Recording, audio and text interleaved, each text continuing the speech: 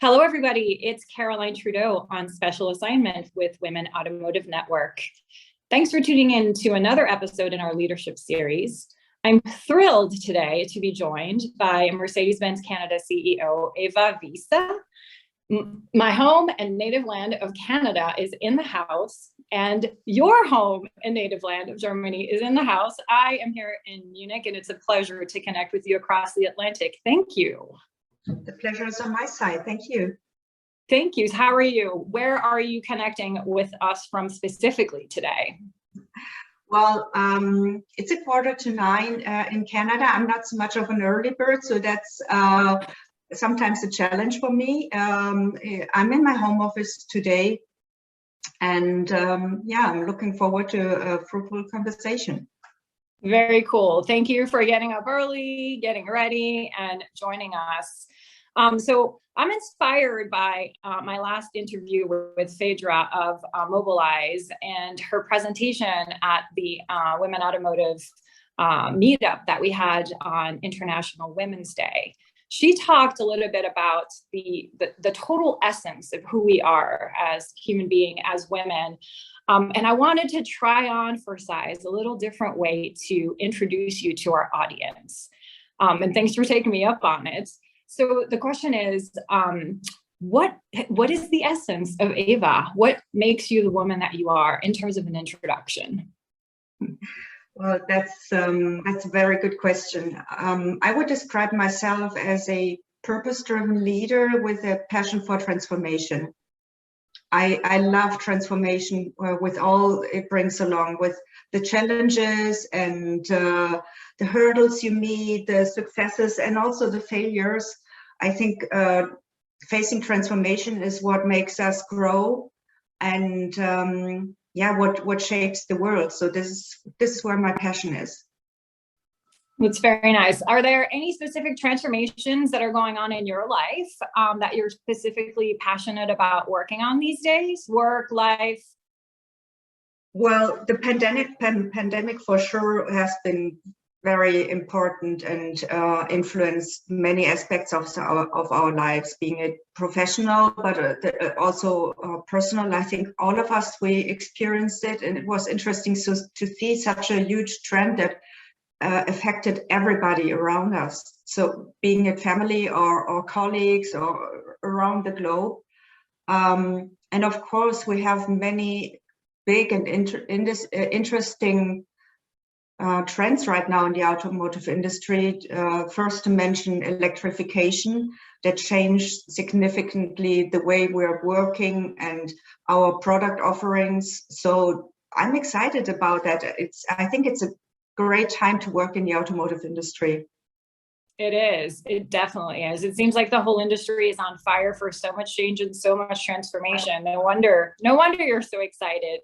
What's your top trend? What are you most interested in when you follow all of the action and the activities that are going on in the industry? What's your top topic? I would say in terms of industry trend, it's for sure electrification, because I'm so excited about the technology of our cars and what comes along with it. But on the other hand, what I've found out is my real passion coming to the beginning is how to engage your employees in transformation, how to bring them along to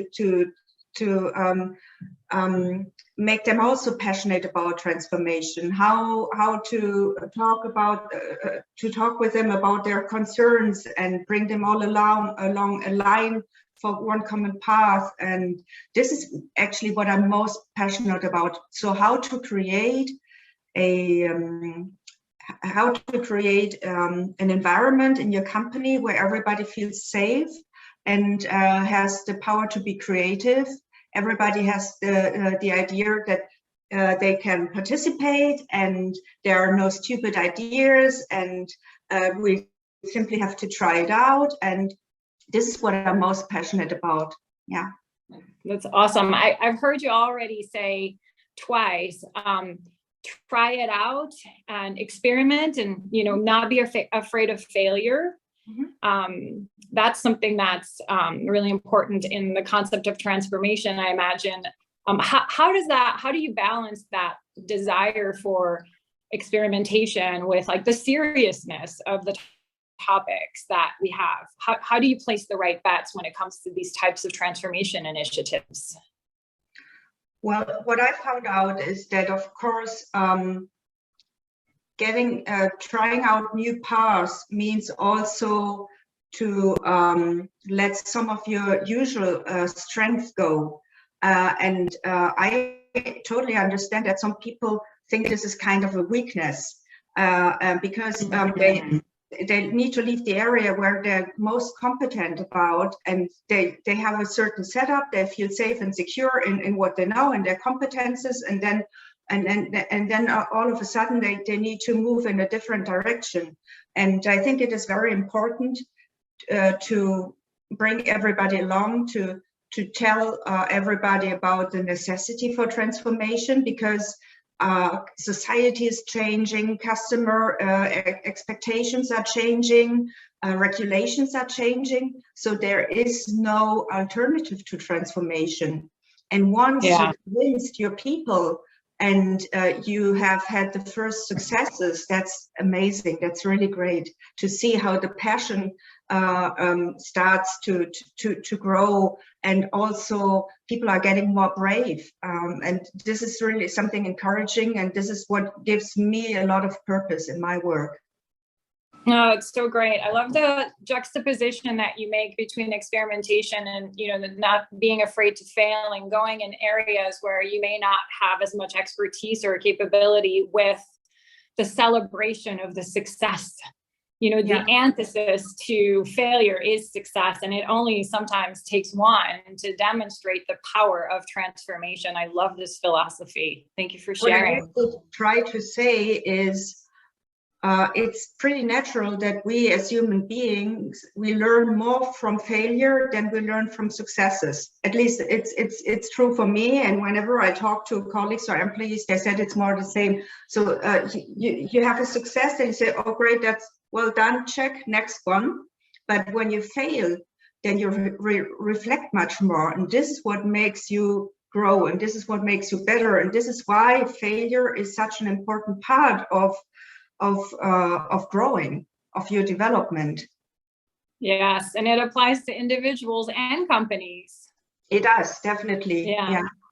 And well, just there was one pandemic. I mean, I think we had 4 dates for coming back to the office, and every time then the circumstances changed and regulation and public health guideline changed, and then we had to revise and go back to zero and start again. Some people might consider this as a failure. I think it's more a sign of flexibility. Yes, it's resilience. Yes, it's boldness. Absolutely. I love it. There is one place where I think we cannot fail, and this is in the topic of sustainability. It's one, of course, that is related to electrification, all in the name of reducing our carbon emissions in the industry specifically. But I think in a company, and as a senior leader and the helm, if you will, I think it's important to consider sustainability in a broader context. So with that in mind, what does sustainability mean to you personally? And how does it show up in your role at Mercedes-Benz Canada? Sustainability for me is very important, and I try to have a strong focus on my own sustainable footprint, on my personal carbon footprint in every decision I take, also of course in my private life. And this is not related only to the car I'm driving. This is related to the food I'm buying. This is related to the travels I plan. So I think there are so many decisions where you can positively or negatively influence your own personal sustainability. So for me, it plays an important role. And I'm so happy to see that the same is true for the company I work for. I was always proud to work for the inventor of the automobile, but in our company, we always say that we cannot rely on that. We need to move on, and we feel a certain responsibility as the inventor of the automobile for its further development. And this is why we take sustainability so seriously. And this is why sustainability for Mercedes-Benz does not end with electric driving. It's much more than that. It's sustainable production, it's sustainable sales processes, it's sustainable retail, sustainable materials, and it also integrates our entire supply chain. And I think this is what sustainability is about consequence. It has to be consistent and consequent what you're doing. Oh, that's beautiful. I love sustainability starts with me, with the choices that we make, with the way that we work, with the way that we interact with each other to make it almost intimate to the way that we live, in order to have the impact that we can bring as each of the individual contributors to the companies that we work with and for. So important. Yeah, I think there are a few similarities between diversity and sustainability, because for a very long time, diversity was only reduced to the question of gender. And I'm so happy that this has changed in the meantime. But looking at sustainability, I see somehow a similar trend, because for a long time, it felt for me that sustainability was mainly reduced to the automobile, although there are so many areas that can influence sustainability around the globe. So, and I'm happy to see that finally it's been seen in a broader picture, which does not only contain the automotive, but also, all decisions you can take in your personal life. And I think sustainability is for all of us. It's everybody has a responsibility for sustainability. Absolutely. I think top down, we have a clear message from many, many, many leaders, and the difference that we can make collectively from a bottoms up approach, starting with ourselves, is really where the magnification of the impact can be. Both, I think, applies for sustainability and diversity for sure. Yeah. So speaking of diversity, let's talk about employees a little bit. We're seeing a huge global shift and a migration, a great resignation and migration of talent globally. How are you preparing? How are you responding? What are you doing to keep your employees and recruit the ones that you need to grow? That's indeed very important. So what we try to do is create a working environment that draws young talents, well, not only young talents, all kinds of talents to our company. So what I want to do is I want to make Mercedes-Benz Canada such a great place to work that everybody knows about it. And this, for us, in that relation, our purpose-driven work model plays an important role, because we decided that after the pandemic, we don't want to go back to normal. Because I think all of us, we saw that not everything was bad that came with the pandemic. Like looking back when we sometimes flew around the globe for one day of meetings and then flying back the next day. I don't want to go back to that. And therefore we said that let's have a purpose-driven work model. Let's give our employees the possibility to decide whether they want to work in the office or they want to work at home, whatever suits them. Of course, we need to make sure that we have a certain amount of presence in the office, because otherwise we risk to lose connection too much. But we decided for Mercedes-Benz Canada, we will not go back to 5 days per week in the office. Bravo! On behalf of my fellow Canadians, bravo! Thank you. Thank you. It's very modern, and there are a lot of tools now that are enabling us, like we are doing here today, to collaborate. And there's certainly nothing that replaces a good in real life connection when it's necessary. But yeah, to give people the flexibility and have a digital workplace. Are those all initiatives that are part of your initiatives? Yes, absolutely. So we said we want to create beneficial moments in the office where it's worth to come to the office, because obviously there are some moments where it's better to talk in person, like if you have a team workshop, a management meeting, and also it's just a celebration of a milestone that we recently achieved.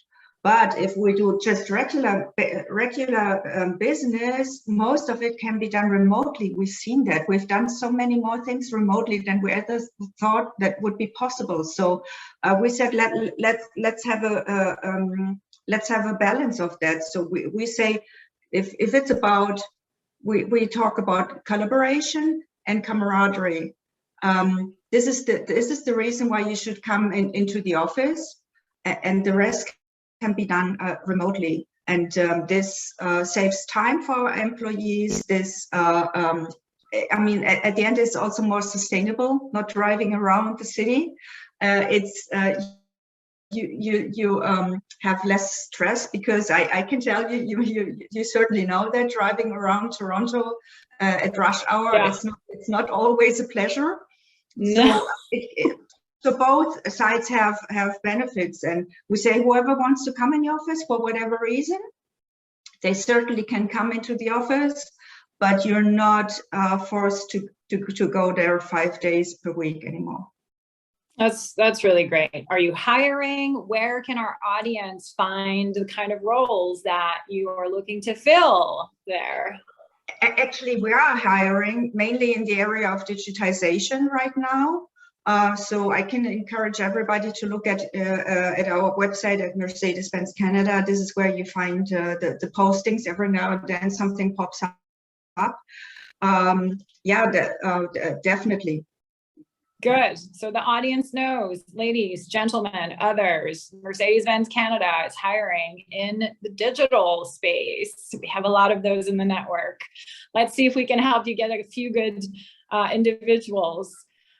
Speaking of good individuals, this is the Women Automotive Network, but I always like to talk about men as well, because we need each other and others to be able to create and execute on the change that we need.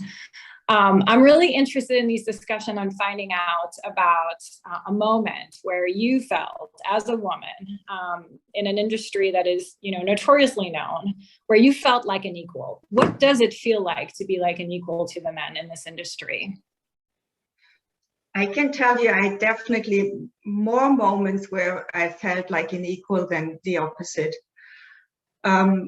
Mercedes has taken diversity serious for a very long time. So this is also one of the reasons why I'm so proud to work for that company. It's been a topic, and it's been a priority for our company for much more than a decade, for sure. The moments I felt the best was when I felt just treated like a human being, just treated like a well appreciated employee, nothing more than that. I don't want to. The happiest moments for me is when I feel like my gender doesn't play any role. This is what I like the most, and I was always lucky to have bosses who treated me like that. So it was really great. That's awesome. Just show up as who you are and your whole self. I don't want any special treatment. I just want to be taken serious, and it sounds like nothing more. Sounds like you've got a great place where you can do that and are leading by example. So thank you for that. And then to the women, in our preparation, sometimes in these discussions, we talk about, the women that have inspired you, the women that have brought you different ideas. But in our preparation, we got into a little bit more of a specific topic that I'm personally very interested in. So here we go. What are some of the sort of the shifts in mindsets and some of the changes that you're observing in the context of women in the workplace and the diversity amongst the gender? Yeah, one topic I've been reflecting more in the last time was the tolerance to certain, let's say, life concepts, because I think we made such great progress when it comes to diversity. So it's absolutely accepted to have whatever sexual orientation, but sometimes it feels, for me at least, that there is less acceptance when it comes to different life models. So it feels like you have to fulfill a certain expectation. Sorry, a message popped up here. You have to fulfill certain expectations of the society, which means you need to be married and you have to have two children. And if this is not the case, people wonder what is wrong with you. And that bothers me a lot. And I personally had an experience when I had an introduction meeting with a woman in another industry, but we work closely together. And during the first 5 minutes of the introduction meeting, I asked her right away, so how many children do you have? And she said, there was a silent moment, and then she said none. And this was the moment when I realized how this was not sensitive. This is not okay.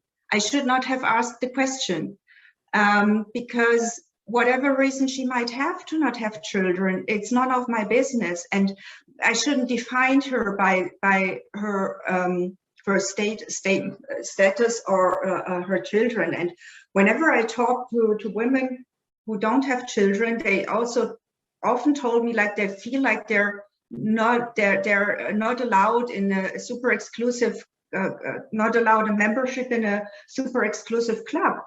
And I also wonder, why is it totally accepted nowadays, which is great, don't get me wrong, but it's totally accepted to say, I need to leave early my job today because my son has a football game, but it's not accepted to say, I need to leave early because my best friend, it's my best friend's birthday, sorry.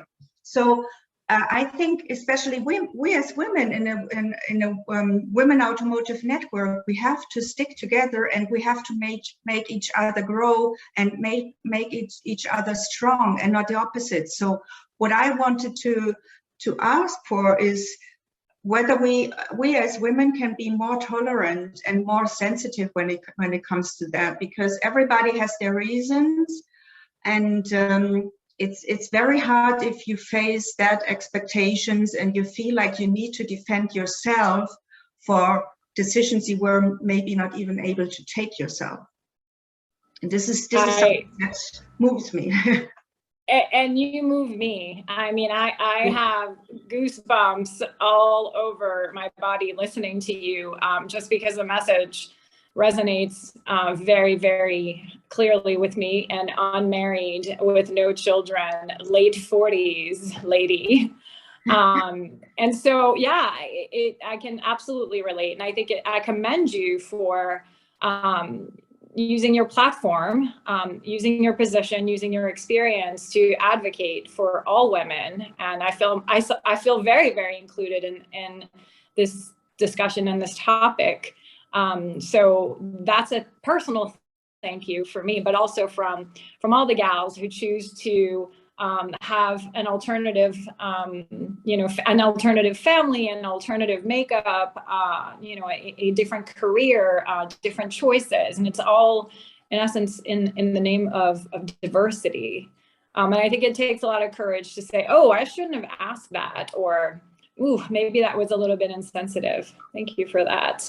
I do feel the exclusion sometimes personally to share that, there are topics that women discuss, and there are skills, and there are ways to problem solve that come from having to run a house and a family and a job and all the things.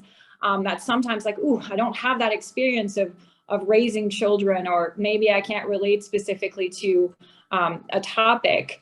But at the end of the day, the empathy and the listening and the seeking for the deep understanding of humanity to some extent is what does bring us all together to solve the big thorny problems that are ahead of us. I couldn't agree more. I'm lucky. I have a child, and to become a mother, although I thought it was a disaster for my career at the beginning, it turned out to be the opposite, because I think I became a much better leader after becoming a mother, because it added a certain mildness to my leadership style that I lacked before. But I think it's also my responsibility to help colleagues, or to help female fellows who don't have the possibility to add that maybe in their life too, if they're missing it, because we can still talk about our experiences, and we can still reflect on that. And it doesn't mean just because you don't have a certain experience, you cannot learn from others who had the experience. So and I think it's our responsibility as women in this especially in this industry, to support each other. And this is what I would be really happy to see if this increases. Well, I am proud and honored to have been part of this discussion and showcase to our audience what that support looks and feels like amongst women who've just barely met each other. So thank you for that. And a great segue to our final question, which is, in one word, describe the opportunity for women in the automotive industry. One word? Limitless. It's tough. It's limitless. Limitless. Absolutely. I made the experience. The only limits I had were those I did set myself. That's beautiful. Sky is the limit. Sky is the limit. Absolutely. Absolutely. Well, we let you off to go start your day in beautiful Toronto. Thank you so much for joining us. Yeah, it was a pleasure. And we'll see you at some of the networking events, I hope. I hope so too. It was a pleasure. Thank you so much. Thank you. Till next time. Ciao. Okay. Bye-bye.